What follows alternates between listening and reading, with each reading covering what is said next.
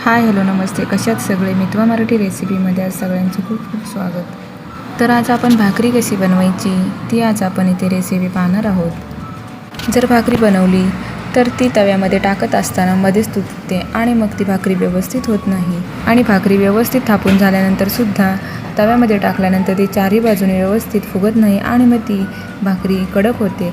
म्हणून आज आपण इथे अगदी साध्या आणि सोप्या पद्धतीने भाकरी कशी करायची ती आज आपण पाहणार आहोत. तर पहा, आपल्याला इथे एका भाकरीसाठी 1 मूठ पीठ घ्यायचं आहे. 1 मूठ पीठमध्ये मस्त अशी भाकरी तयार होते. तर पहा, इथे 1 मूठ पीठ घेतल्यानंतर थोडं थोडं पाणी घालून आपण हे पीठ व्यवस्थित असं मळून घेणार आहोत. व्हिडिओ जर इथपर्यंत पाहिलाच आहे तर व्हिडिओला लाईक आणि सबस्क्राईब नक्की करा, कारण तुमचं एक लाईक एक सबस्क्राईब नवीन यूट्यूबरसाठी लाख मोलाचे असते. तर पहा, अशा पद्धतीने आपल्याला थोडं थोडं पाणी घालून हे पीठ व्यवस्थित असं मळून घ्यायचं आहे. आणि दुसरी गोष्ट म्हणजे तुम्हाला जर भाकरी प्रवासामध्ये घेऊन जायची असेल आणि ती संध्याकाळपर्यंत मऊ लुसलुशीत पाहिजे असेल तर तुम्ही ज्यावेळेस पीठ मळून घेता त्यावेळेस थंड पाण्याचा वापर न करता तुम्ही गरम पाण्याचा वापर करून हे पीठ मळून घेऊ शकता. आणि त्यानंतर गरज वाटली तरच तुम्ही थंड पाण्याचा वापर करून ही भाकरी तयार करू शकता.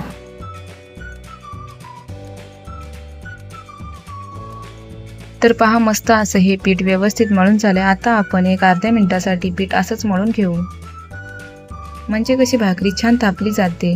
म्हणजे भाकरी थापत असताना ती मध्ये मध्ये तुटत नाही.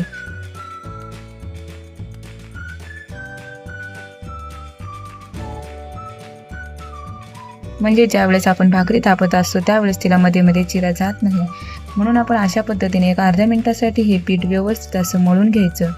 पीठ व्यवस्थित मळून झाल्यानंतर असं छान असं गोल गोळा करून आपण कोरडं पीठ लावून आता आपण हे भाकरी थोडीशी हातामध्ये तयार करून घ्यायची.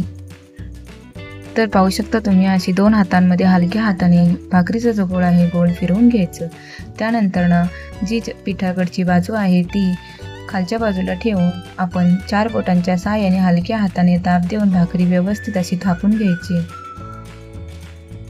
तर पाहू शकता तुम्ही, व्हिडिओमध्ये दाखवते त्या पद्धतीने तुम्ही भाकरी थापून घ्यायची, म्हणजे कशी भाकरीला अजिबात चिरा पडत नाही. तुम्हाला जर सुरुवातीला भाकरी थापायला जमत नसेल तर सुरुवातीला तुम्ही भाकरीचा गोळा तसाच ठेवून फक्त ताट फिरवायचं आणि हाताने थापून घ्यायची. बघा किती छान मस्त अशी ही भाकरी तयार होते. तर पाहू शकता तुम्ही, इथे उजव्या बाजूने सुरुवात करून आपण डाव्या बाजूला ही थाप संपवायची, म्हणजे कशी भाकरी व्यवस्थित अशी छान तयार होते. म्हणजे भाकरी चारही बाजून व्यवस्थित अशी थापली जाते आणि भाकरी चारही बाजूने व्यवस्थित थापून म्हणजे समप्रमाणात ती व्यवस्थित अशी थापली जाते. तर पाहू शकता तुम्ही, मस्त अशी आपली भाकरी तयार झालेली आहे. आणि त्याचबरोबर इथे आपण ज्यावेळेस भाकरी थापायला घेतली त्यावेळेसच इथे गॅस आपण ऑन केलेला होता, म्हणजे तवासुद्धा व्यवस्थित तापलेला आहे.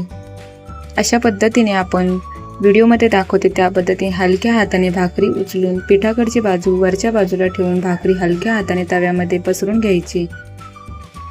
त्यानंतर आपण भाकरीला पिठाकडच्या बाजूला हलक्या हाताने पाणी लावून घ्यायचं.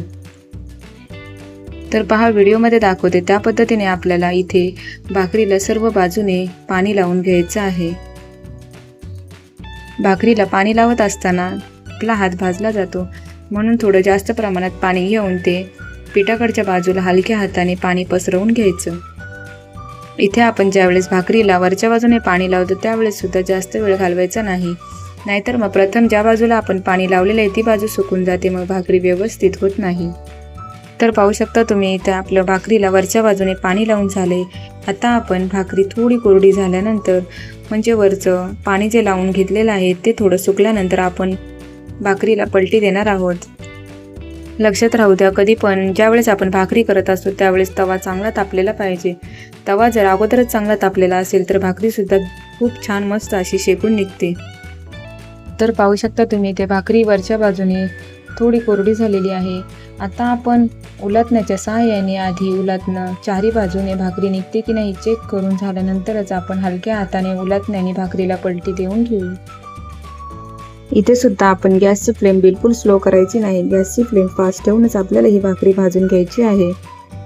भाकरीची रेसिपी इथपर्यंत पाहिलीच आहे तर रेसिपीला लाईक आणि सबस्क्राईब नक्की करा. सबस्क्राईब केल्यानंतर बेल आयकॉनवर क्लिक करायला मात्र विसरू नका. ऑलवर क्लिक करा, म्हणजे मी तयार केलेली प्रत्येक रेसिपीची नोटिफिकेशन सगळ्यात अगोदर तुम्हाला येईल.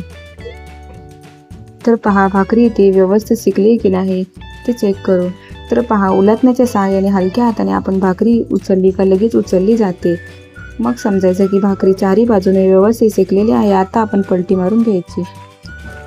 तर पाहू शकता तुम्ही इथे भाकरीला इथे पलटी देऊन झालेली आहे.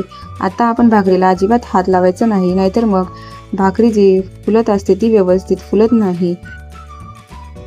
भाकरी फुलत असताना तिला जर हात लावला तर भाकरीमधली एअर आपल्या अंगावर उडू शकते. म्हणून आपण इथे भाकरी फुलत असताना वरच्या बाजूने अजिबात हात लावायचा नाही. गॅसची फ्लेम फास्ट ठेवूनच आपल्याला ही भाकरी शेकून घ्यायची आहे. तर पाहू शकता तुम्ही इथे भाकरी कशी चारी बाजूने मस्त अशी व्यवस्थित फुगली. अशा पद्धतीने तुम्ही भाकरी करून पहा. भाकरी किती छान मस्त अशी चारी बाजूने फुगते आणि मग संध्याकाळपर्यंत ती मऊ लुसलुशीत राहते. आता आपण भाकरी एका जाळीच्या भांड्यामध्ये काढून घेऊ. तर पाहू शकता तुम्ही भाकरी एकदम किती मस्त छान शेकून निघाली आहे आणि चारी बाजूनी किती मस्त अशी फुगलेली आहे.